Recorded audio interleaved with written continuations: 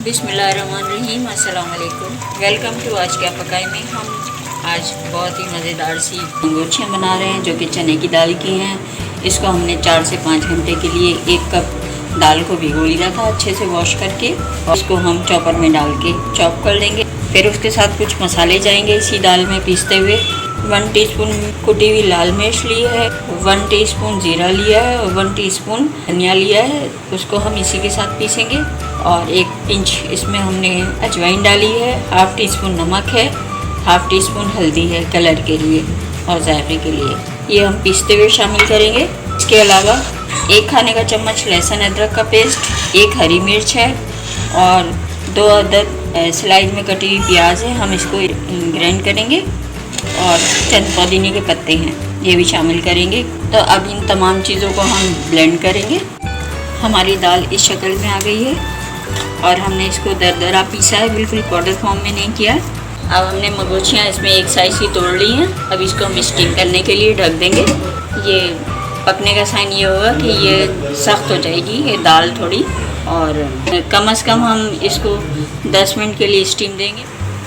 इस तरह की हमारी भाप बड़ियाँ तैयार हो गई हैं और बाकी की तमाम बड़ियाँ हम इसी तरह तैयार करेंगे स्टीम में। और इसके लिए हम एक अच्छा सा मसाला बनाएंगे। इसके लिए मैंने 3 अदद दरमियानी साइज़ की प्याज ग्राइंड कर ली हैं, 1 खाने का चम्मच लहसुन अदरक का पेस्ट है, 1/2 टीस्पून नमक, 1/2 टीस्पून हल्दी है, 1 टीस्पून हमने लाल मिर्च ली है पिसी हुई, और 1 से 1.5 खाने का चम्मच हमने इसमें पिसा हुआ धनिया शामिल किया है। अब इसमें हम पानी डालेंगे थोड़ा सा और इनको मिक्स कर लेंगे मसालों को। एक देगची में हम ऑयल शामिल करेंगे। इसमें ऑयल ज़्यादा जाएगा, आधा कप से ज़्यादा ऑयल शामिल किया। ऑयल गर्म हो जाएगा, ये प्याज और लहसुन का पेस्ट शामिल कर देंगे और इसका कलर चेंज होने तक इसको भूनेंगे ताकि प्याज और लहसुन का कच्चापन दूर हो जाए। इसको अच्छे से मिक्स करेंगे और इसको ढक देंगे ताकि यहाँ छींटे ना आए। अभी मसाला तैयार होगा और बहुत जल्दी ये सालन तैयार हो जाता है। एक साइड हम मसाले की बुनाई करेंगे, एक साइड हम अपनी मंगोचियाँ स्टीम करेंगे। और आजकल आप लोग सोच रहे होंगे कि हम ऐसी चीज़ें क्यों बना रहे हैं, और इसलिए कि गोश्त के मसले मसाइल तो सबको मालूम है। हमने प्याज का कच्चापन दूर किया, लहसुन अदरक का, और इसमें 1 तेज़पात और 1 दालचीनी का टुकड़ा शामिल किया था।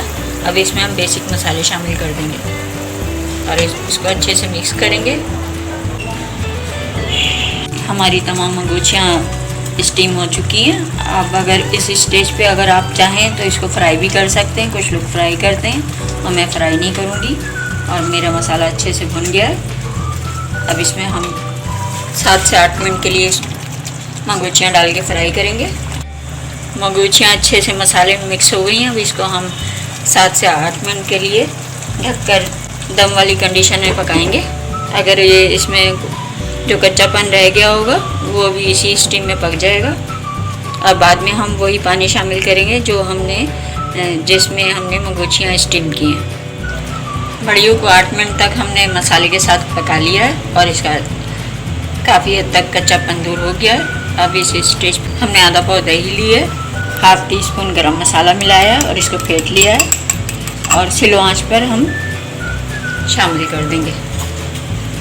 अब इसकी हम बुनाई कर रहे हैं और ताकि हमारे दही का कच्चापन भी दूर हो जाए। और इसमें अभी से बहुत ही मज़ेदार सी खुशबू आ रही है, ऑयल ऊपर आ गया है।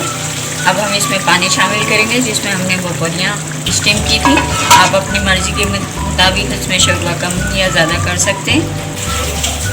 अब हम इसको 5 से 7 मिनट तक ढक के पकाएंगे और हमारा ये मज़ेदार सा सालन तैयार है।